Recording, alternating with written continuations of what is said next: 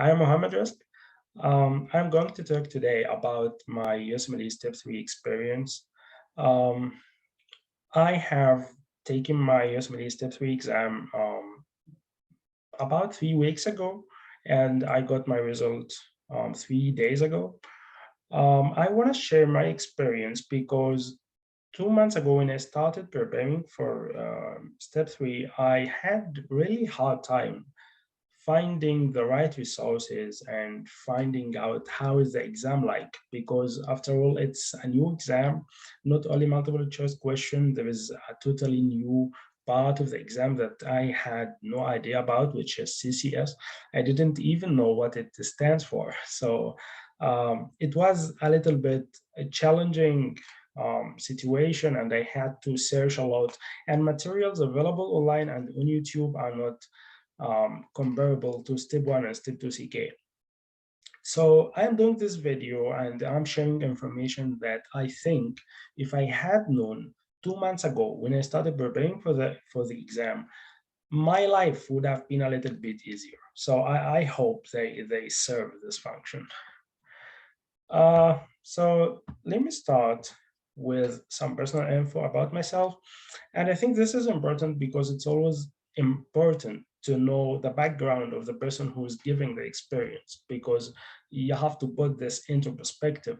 So someone who's taking like step 2 and step 1 about like few months before step 3 will have a totally and substantially different experience from someone who's taken step 3 few years back, like me, for example. So you have to put this in perspective. So I'll just say this is my step 1. I did it in 2017 when I was a American student. Step 2 CK, I did it in 2019, 3 years ago, just after graduation, about 2 or 3 months after I graduated. I had some home country experiences. I got my ECFMG certification in 2021. I started research at my clinic in October 2021, and I did my step 3 in June 2022. So it's like, um, I don't know, it's like very, there is a wide gap between each exam. So what I did here, what you see here is something I highly not recommend doing it. So you see there's 2 years difference between step 1 and step 2, and there's 3 years gap between step 2 and step 3. This is something I totally not recommending it. I recommend if you can do exams like back to back, very close to each other, this would be very, very beneficial. So let me start with I think this is the most important question that many people ask. Um, they ask about times a lot because this exam has a special nature. It's different from step 1 and step 2 CK in the fact that its function is somehow questionable. Should I do it now or not? While step 1 and step 2 CK, they are mandatory. So at the end of the day, you have to do them before applying to the match. But step 3, okay, you can do them before the match, you can do them while in residency. So timing is something very important.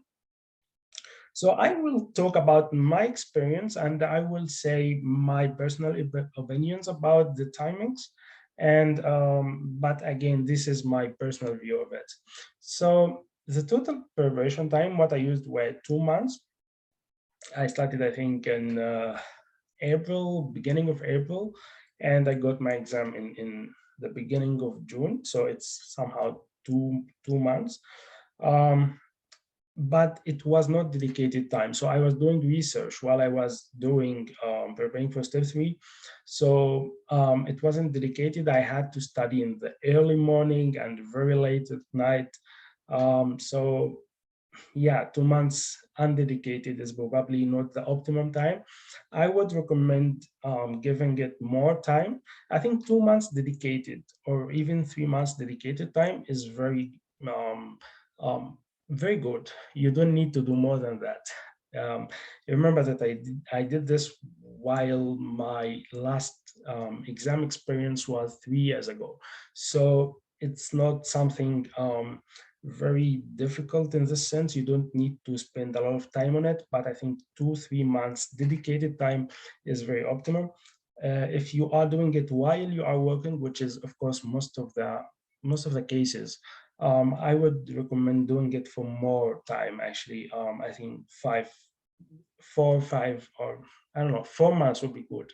3 months would be okay, would be good also. What I did was a big risk, so I don't recommend it again.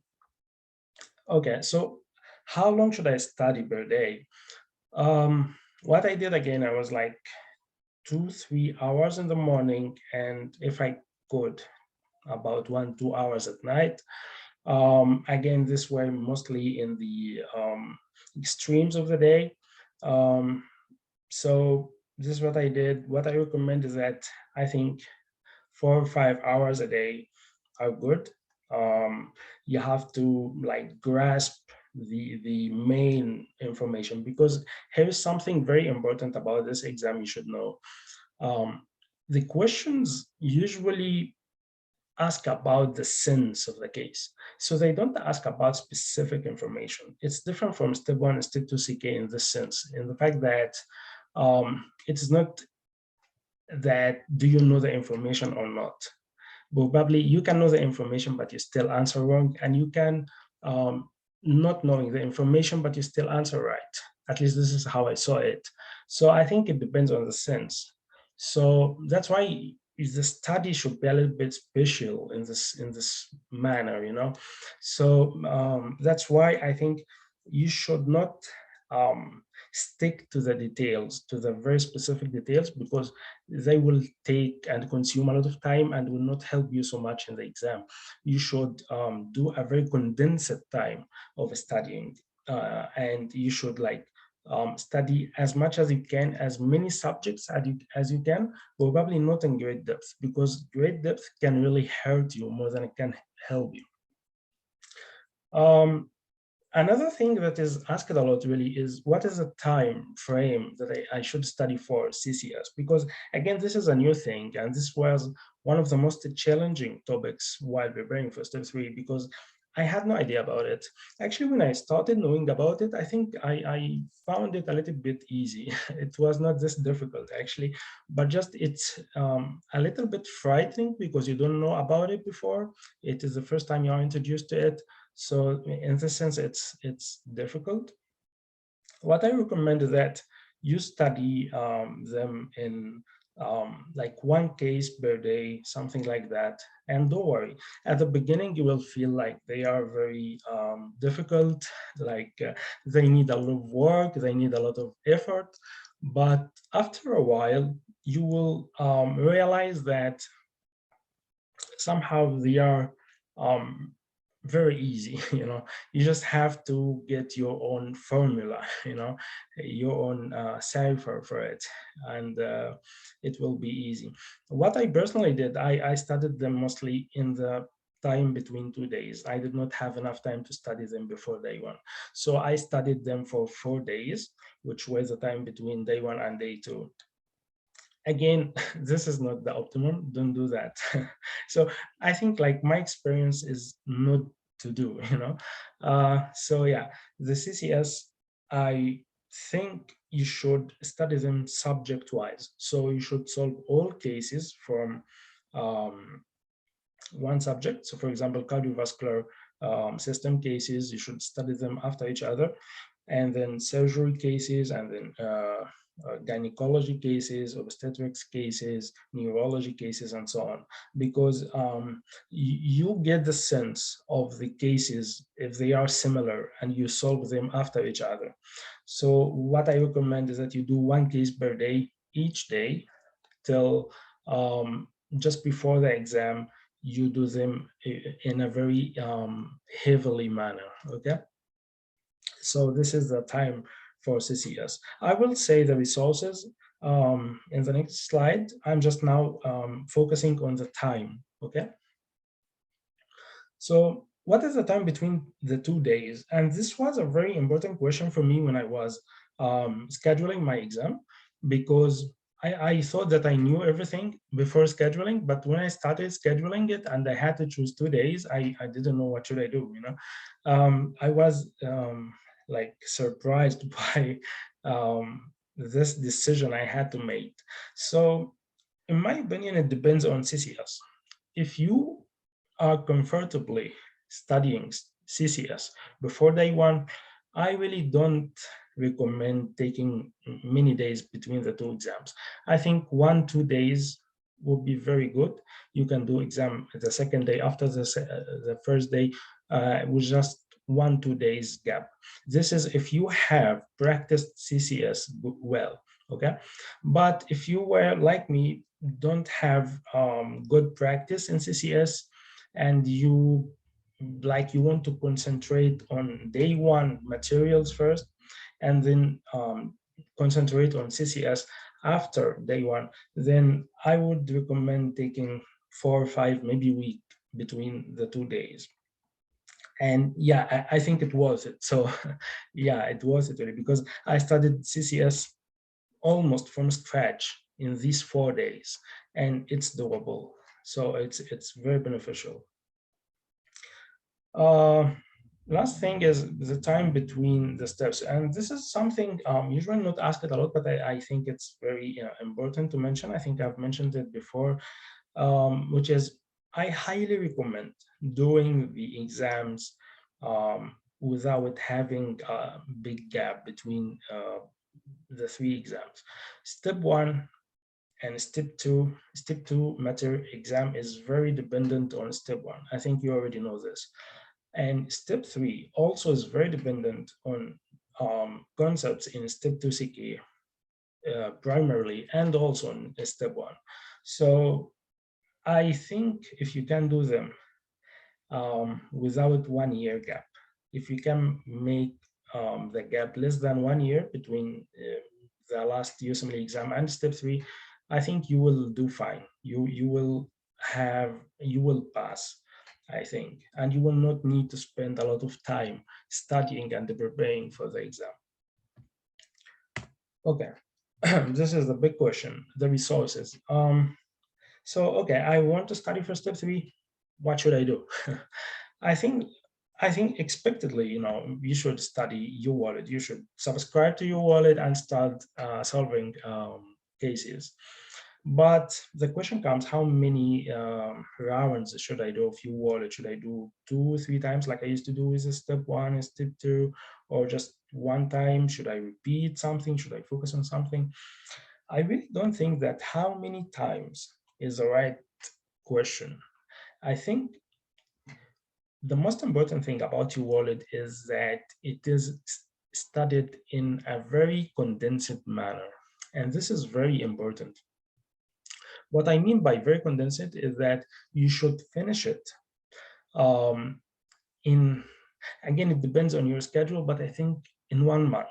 This will be very good, because again, if you remember what I talked earlier in this video, the exam does not ask about in-depth questions. They ask about what is your clinical sense of it.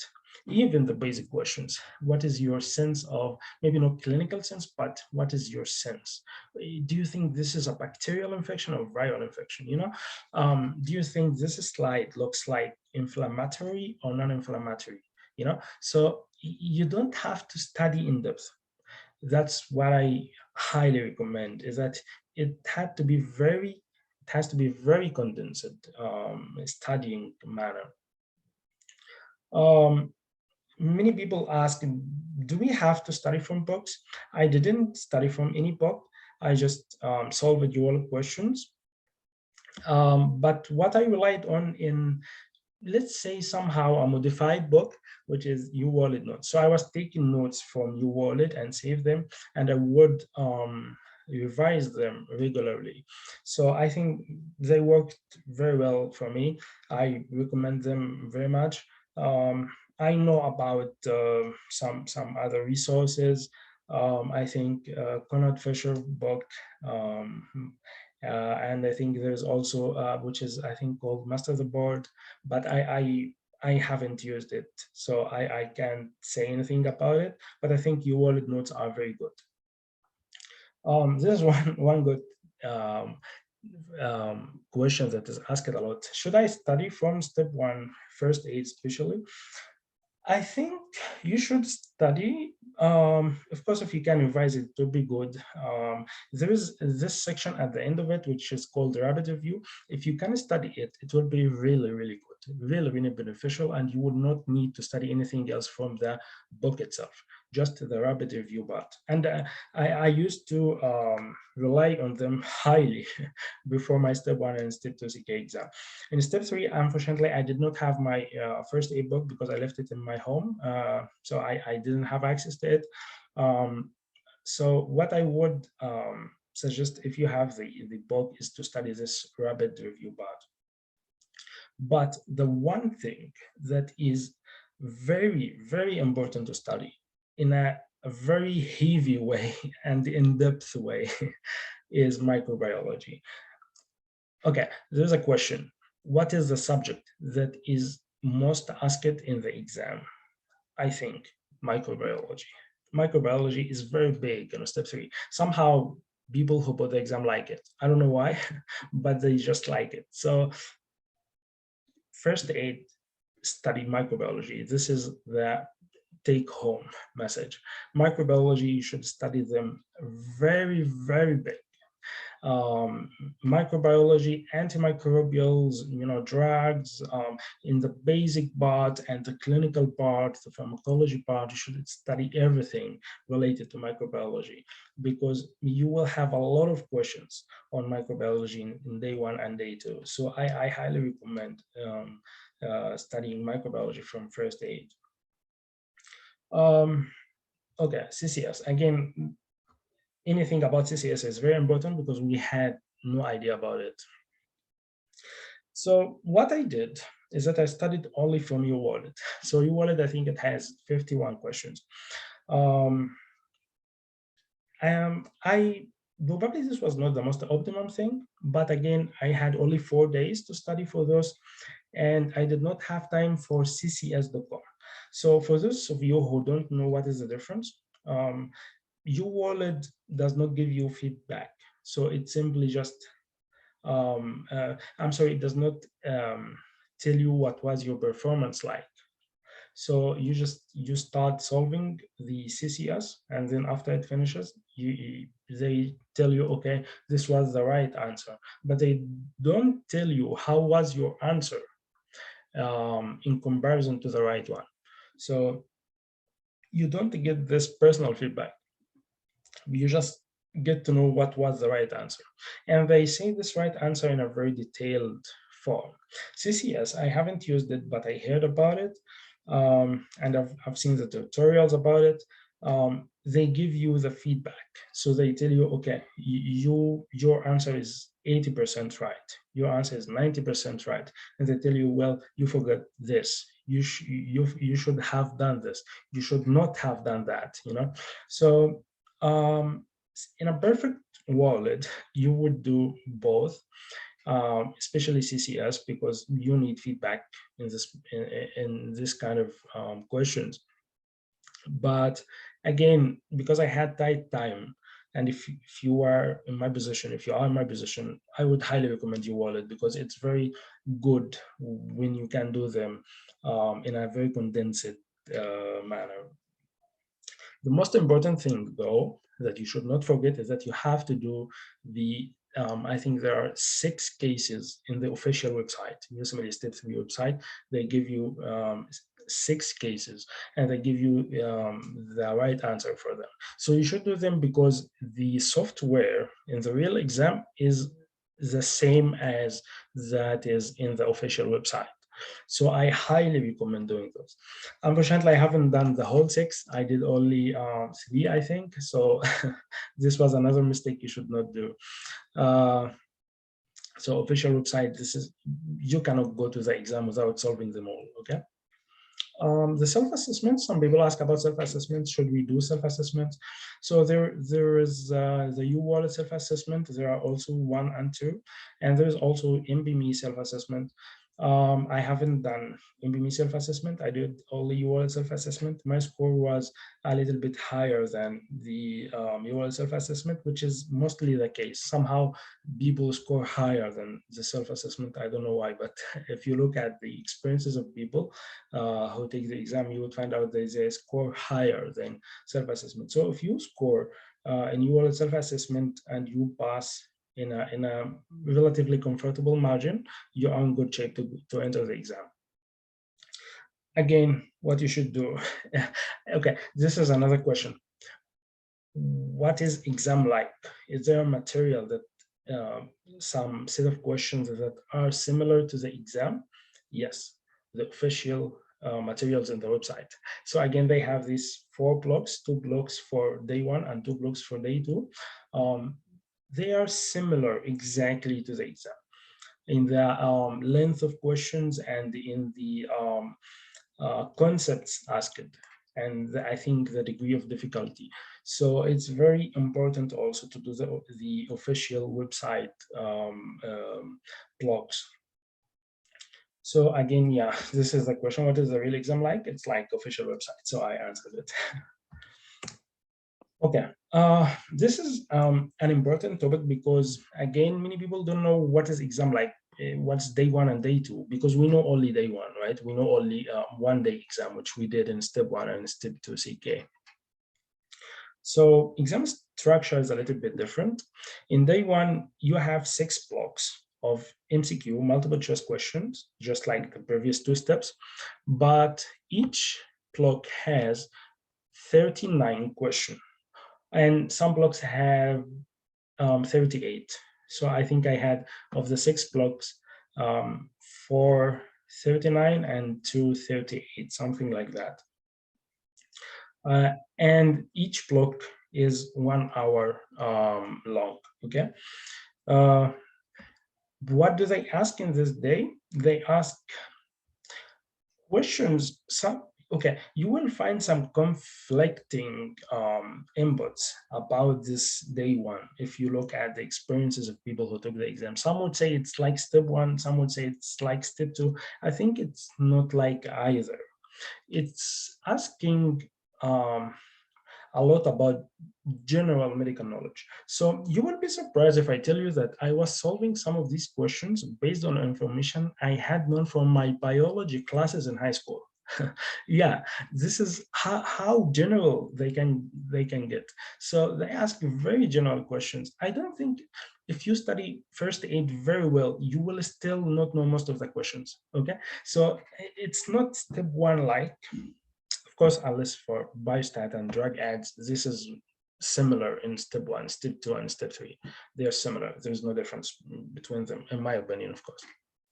But other than the other topics in day 1, it's more about general medical knowledge, really. The most important thing you should know about this day 1 is that time is very tight. You will barely finish on time. You will not have a chance, mostly, to revise or to see the flag questions. I was finishing, I think, just 1 minute before it ends. So in the best block, I would get to revise 1 or 2 flagged questions. So to the middle of the blocks, I stopped flagging questions because there is no point of it, right? So I know that I will not get back to this question anymore. So the time is very tight. You should practice well time-wise, okay?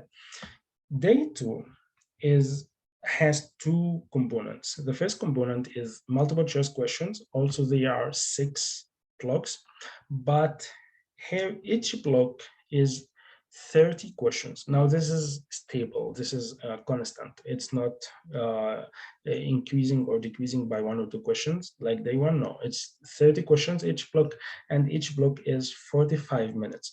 Now, if you look at this from outside, you would think that it's more time tight, but actually it's not, because questions are very short, just 2-3 lines. So it's not very long, it's very short. You will solve them in a very easy way, time-wise.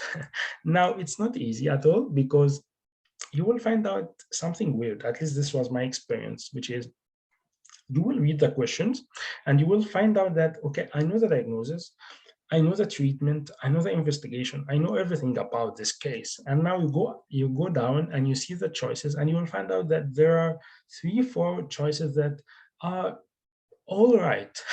They can all be right. So so yeah, again, this is what I was saying. This exam depends on the sense. So you can read all your wallet notes, you can read all first aid, you can read all masters abroad, you can read everything, but you would not find specifically the right answer. Again, it depends on your sense. At least this is how I saw it. So it's difficult in this way. It's not difficult in time-wise. Okay. Um, After you finish the 6 MCQ blocks, you will have 13 CCS cases. And time-wise, again, these are the easiest in the time. So you will have a lot of time to take breaks. I was taking breaks like after each block in both days, but I ended up in the second day with, I think, 1 hour and 30 minutes break time that I haven't used because cases end usually before 20 minutes or 10 minutes.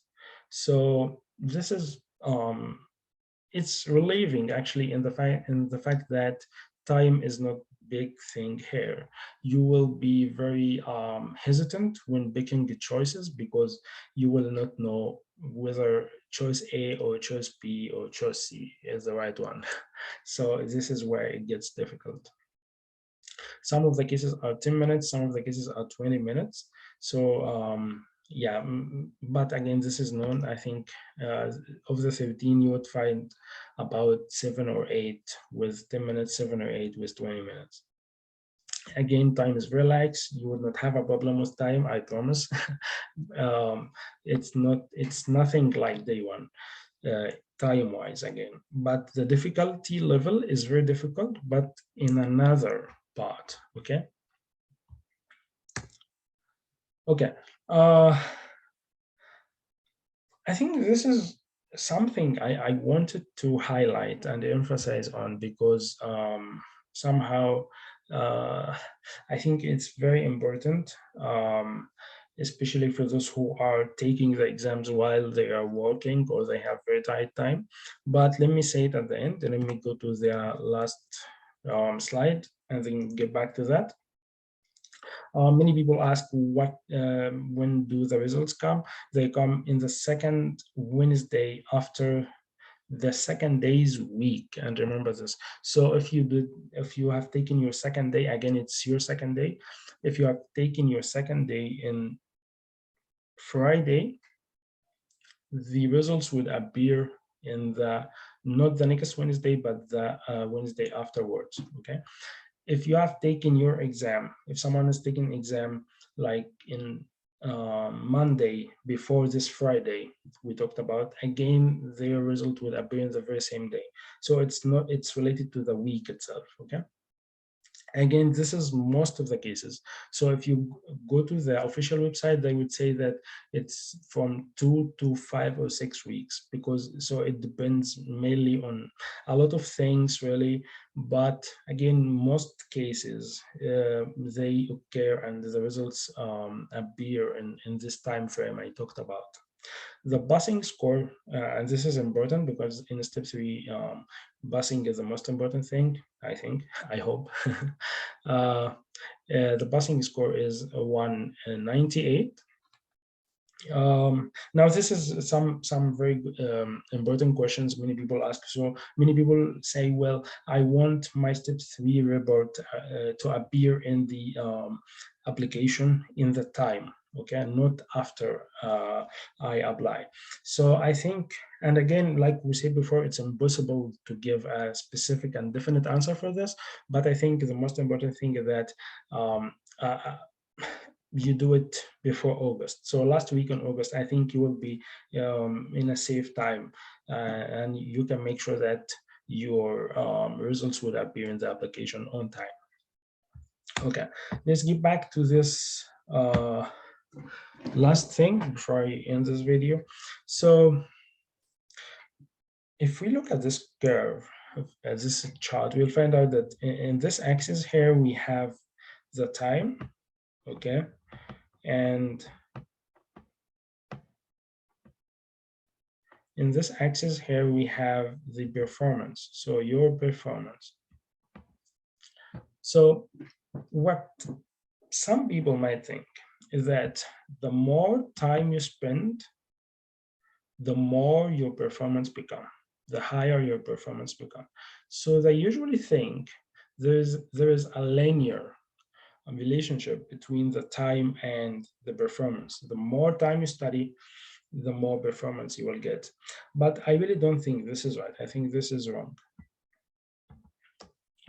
I think what actually happens, and this will be very helpful if you are doing it while you are working, is that what happens is this. At the beginning, it's linear. You will study, you will spend some time, your performance will increase, you will spend some time, your performance will increase, and it will keep going like this till at some point, let's say at this point here, you start forgetting what you known here, what you have known here at this point.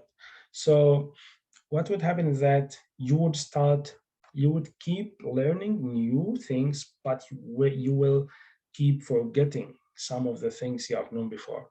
So somehow it starts to plateau. So it starts to become a little bit plateau. And usually in the middle of preparation, you would feel very exhausted and bored or something. So sometimes I even got declined like this.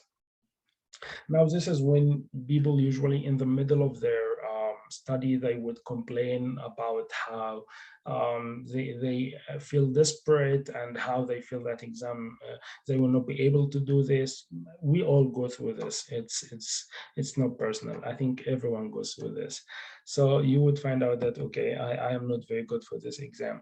Now, what I recommend to do, and what I think many people would do, is that they would start to revise their weak points, especially once they, and when they revise things that they have forgotten, these things here in this level, usually their performance level would start to increase. So it would start to increase and increase and increase. And again, they would start to forget. So it's an attrition process. Which one wins? Gaining new information or recalling information that you forgot, or forgetting the all the information and concepts that you could not even understand. So things like this. So again, it would start to plateau again and then go down, and then you keep revising. So it goes up, plateaus, goes down, plateau, goes down, and so on. So okay, it got a little bit nasty here, but I think you got the idea. So why I'm saying this? I'm saying this because if you can think actually, so here in this time, your performance is very much like your performance here in this time. So this time might be like 2 months, this time might be like 4 months. So you will see that you can spare 2 months. You can enter exam here and score like 220, and you can enter exam here and score 220, and you just save 2 months, or you just spend 2 months more studying. So I say this because you should anticipate, and usually at this level, when we are in step 3, we know what is our performance is going to be, because the performance here, this curve, by the way, applies to step 1 and step 2. So you have to know, well, okay, am I now in a very declining or inclining, in a very decreasing or increasing curve? Because this is very important. So if you know that you are on a decreasing curve, okay, maybe you have to recall or revise some new information, which is can be very helpful in elevating or increasing your line again. If you feel like you are plateauing or getting down now, okay, now I should not, you should revise again. I should solve some more questions, revise some important concepts. If you find that you are increasing now, perhaps this is the time where you should go for the exam. So if you feel like your curve is increasing, this is the right time to take your exam. Yeah, so this was it. This was everything I have to say. I hope, like I said at the beginning of the video, I hope that by the end of this video, you will not have big problems with finding out the resources, with finding out how is exam like, or how to study. I hope this was very helpful. You can reach out to me on Facebook, Twitter, on this YouTube channel, anywhere, and I'll be very glad to help. Thank you.